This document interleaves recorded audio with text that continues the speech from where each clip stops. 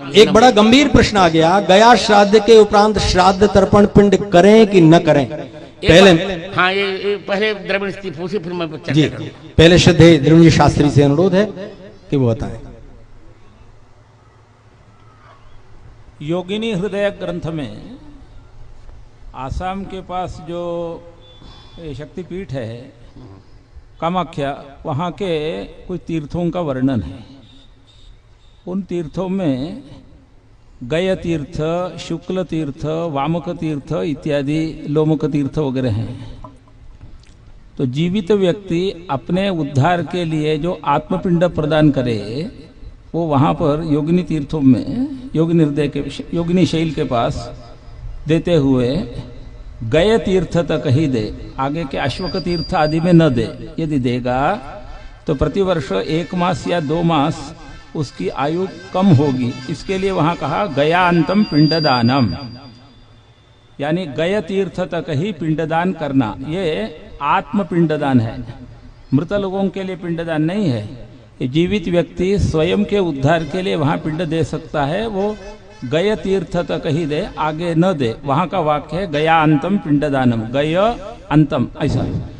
तो उस भ्रम से उसको लेकर के गया के लोग बैठ गए, गयान्तम पिंडदानम इसलिए कहते हैं, उसमें कोई तत्व नहीं है। करना चाहिए पिंडदान। बहुत श्रेष्ठ। पूज्य ब्रह्मचारी जी महाराज भी इस पर 2 क्षण बताएं। गया श्राद्ध के बाद पिंड और तर्पण श्राद्ध, अभी हमारे द्रविड़ जी ने जो कहा वो बिल्कुल ठीक है। तर्पण जो है तो विशेष रूप से करना ही चाहिए और श्राद्ध भी करना चाहिए। अगर ऐसा नहीं करेंगे तो हमारी परंपरा ही समाप्त हो जाएगी, लोग श्री नहीं कर पाएंगे। लोकरी जी शास्त्री जी स्वयं कुछ कहना चाहते हैं, उन्होंने मुझे संकेत किया है, बोले। तो वाक्य करणात् मृताहेर भूरि भोजनात् गयायाम पिंडदानाच्च त्रिभिः पुत्रस्य पुत्रता। इस श्लोक के द्वारा गया का पिंडदान होने के बाद भी नित्य उनका जो ये श्राद्ध है आपका सांवत्सरिक, वो करना ही चाहिए। ये धर्मशास्त्रीय वचन है। बहुत श्रेष्ठ। श्रीदेव शुक्ल जी, डॉक्टर शुक्ल जी, अब आएगा अध्यक्ष जी के पास।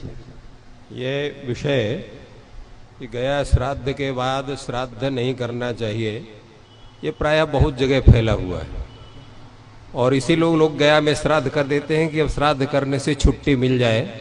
ये कौन पिंडदान करे, कौन जलदान करे, तो ये शास्त्रीय विधि नहीं है। तो होता है प्रश्न ये हुआ कि जब हमने गया श्राद्ध करके मुक्त कर दिया तो पितर बचे ही नहीं, तो उनको हम श्राद्ध क्यों करें, ये भी एक प्रश्न होता है।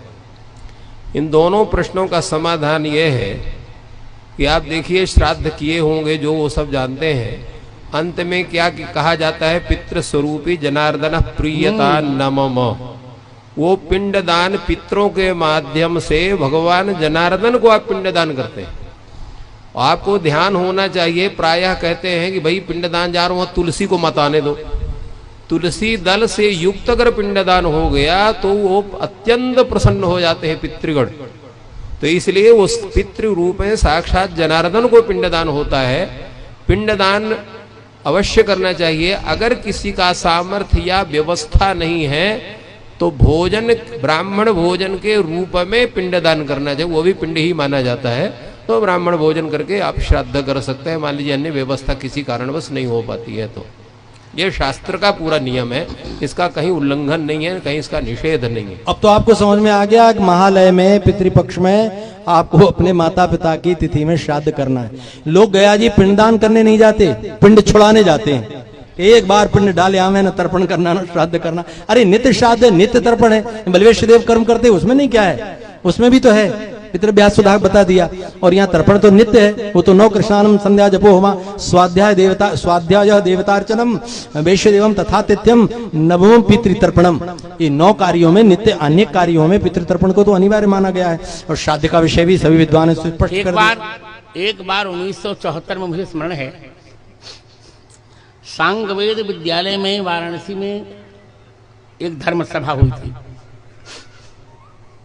उस धर्म सभा की अध्यक्षता की थी करपात्र स्वामी ने, और मुख्य अतिथि थे पंडित राजराजेश्वर शास्त्री द्रविड़, और विशिष्ट अतिथि के रूप में प्रश्न कर रहे थे तत्कालीन न्याय विभाग अध्यक्ष हमारे संस्कृत विश्वविद्यालय के बद्रीनाथ जी शुक्ल। ये चर्चा आई थी, तो चर्चा में ये निर्णय हुआ था कि गया श्राद्ध के पहले